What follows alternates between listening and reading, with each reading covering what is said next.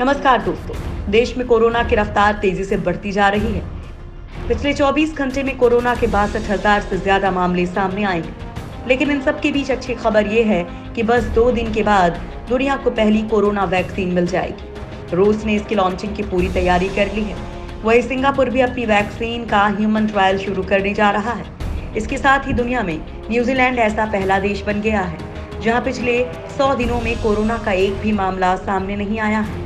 इन खबरों के साथ ही हम आप लोगों को कोरोना से जुड़े कुछ शोध के बारे में भी बताएंगे जो आपके लिए जानना बेहद जरूरी है। तो शुरुआत करते हैं कोरोना से जुड़ी बड़ी और अच्छी खबर के साथ। 2 दिन में आएगी दुनिया की पहली कोरोना वैक्सीन। दोस्तों, दुनिया को कोरोना वायरस की पहली वैक्सीन अगले 2 दिनों में मिलने जा रही है। रूस के स्वास्थ्य मंत्रालय ने कंफर्म कर दिया है कि वे 12 अगस्त को वैक्सीन रजिस्टर करेंगे। ये दुनिया की पहली ऐसी कोरोना वैक्सीन होगी जिसे रेगुलेटरी अप्रूवल मिलेगा। गामलेया रिसर्च इंस्टीट्यूट की बनाई इस वैक्सीन को एडेनो वायरस के आधार पर बनाए गए पार्टिकल्स का यूज करके बनाया गया है। गामलेया के प्रमुख अलेक्जेंडर गिन्सबर्ग की माने तो जो पार्टिकल्स और ऑब्जेक्ट्स खुद की कॉपीज बना सकते हैं उन्हें जीवित माना जाता है। उनके मुताबिक वैक्सीन में जो पार्टिकल्स यूज हुए हैं वे अपनी कॉपीज नहीं बना सकते। अलेक्जेंडर के मुताबिक कुछ लोगों को वैक्सीन की डोज दिए जाने पर बुखार आ सकता है। इसके लिए उन्होंने पैरासीटामोल के इस्तेमाल की सलाह दी है।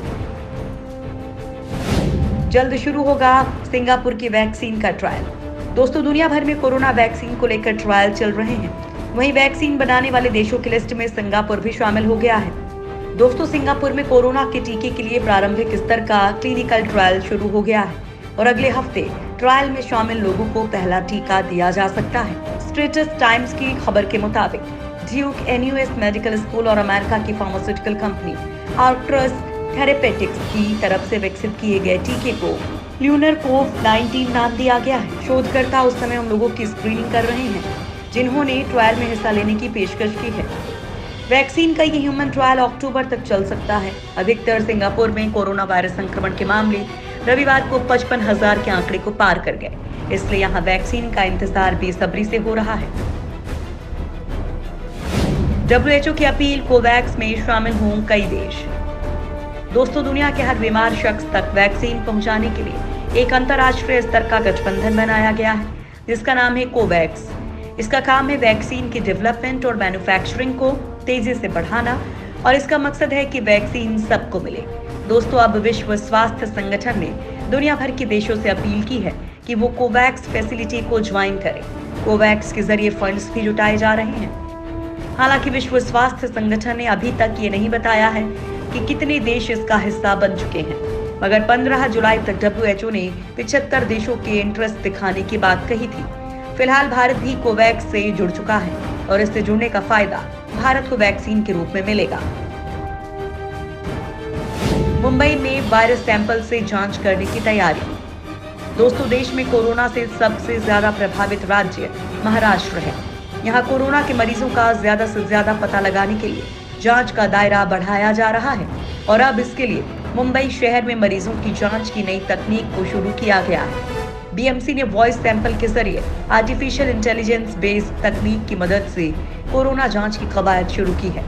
महाराष्ट्र सरकार के मंत्री आदित्य ठाकरे ने इस बारे में ट्वीट करके जानकारी दी थी। जांच की इस तकनीक को 1000 पेशेंट्स पर प्रयोग किया जाना है।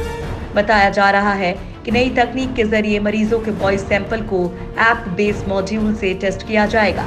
हालांकि अभी इसका ट्रायल के तौर पर इस्तेमाल होगा, लेकिन ये उम्मीद है कि आने वाले वक्त में इसके सफल होने पर जांच की स्थिति और मजबूत हो सकेगी। यूपी में कोरोना डेथ रेट में भारी गिरावट। दोस्तों, कोरोना का नया हॉट स्पॉट बनते जा रहे यूपी में संक्रमितों के मिलने का सिलसिला जारी है। लेकिन दोस्तों, इस बीच एक अच्छी खबर यह है कि प्रदेश के कोरोना पॉजिटिव मरीजों की मौत की दर में सुधार हुआ है। यूपी में इस समय कोरोना से मौत की दर 1.68 है, जो पहले कभी 3% थी। वहीं रविवार को 4,687 कोविड पॉजिटिव सामने आए हैं। इसी के साथ प्रदेश में एक्टिव मरीजों की संख्या बढ़कर 4,789 हो गई है। अब तक कुल 72,650 मरीजों को डिस्चार्ज किया जा चुका है, जबकि 2,069 मरीजों की मौत हुई है। प्रदेश में अब तक कुल 1,22,609 पॉजिटिव मरीज सामने आ चुके हैं। यूपी सरकार ने कोरोना से निपटने के लिए टेस्ट की संख्या बढ़ाने का निर्देश दिया है। साथ ही अस्पतालों में बेड्स की संख्या भी बढ़ाई जा रही है। न्यूजीलैंड में 100 दिन में कोरोना का एक भी केस नहीं। दोस्तों, पूरी दुनिया कोरोना वायरस महामारी से निपटने के लिए जूझ रही है। ऐसे वक्त में न्यूजीलैंड पूरी दुनिया के लिए एक मिसाल की तरह उभर कर आया है। दोस्तों, यहाँ पिछले 100 दिनों से घरेलू स्तर पर संक्रमण का एक भी मामला सामने नहीं आया है। न्यूजीलैंड में मार्च के अंत में सख्ती से लॉकडाउन लागू कर संक्रमण को पूरी तरह से काबू कर लिया गया था। उस समय यहाँ सिर्फ 100 लोग ही वायरस से संक्रमित थे। न्यूजीलैंड में पिछले 3 महीने से केवल चंद लोग ही संक्रमित पाए गए हैं। इनमें से भी ऐसे लोग हैं जो विदेशों से लौट रहे हैं। उन्हें देश पहुंचते ही आइसोलेशन में भेज दिया जा रहा है।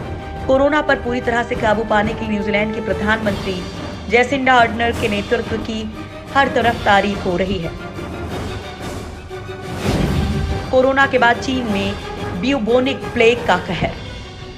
दोस्तों, कोरोना फैलाने वाला चीन अब महामारियों का गढ़ बनता जा रहा है। अभी तक दुनिया को कोरोना का इलाज मिला नहीं है और अब चीन में एक और बीमारी फैलने लगी है। दोस्तों, चीन में अब ब्यूबोनिक प्लेग से एक हफ्ते में दूसरी मौत हो गई है। ब्यूबोनोयर शहर के स्वास्थ्य आयोग ने अपनी वेबसाइट पर बताया कि ब्यूबोनिक प्लेग के एक मामले में कई अंग फेल होने से एक मरीज की मौत हो गई है। इससे पहले जुलाई में चीन के पश्चिमी मंगोलिया में एक 15 साल के लड़के की ब्यूबोनिक प्लेग के कारण मौत हो गई थी।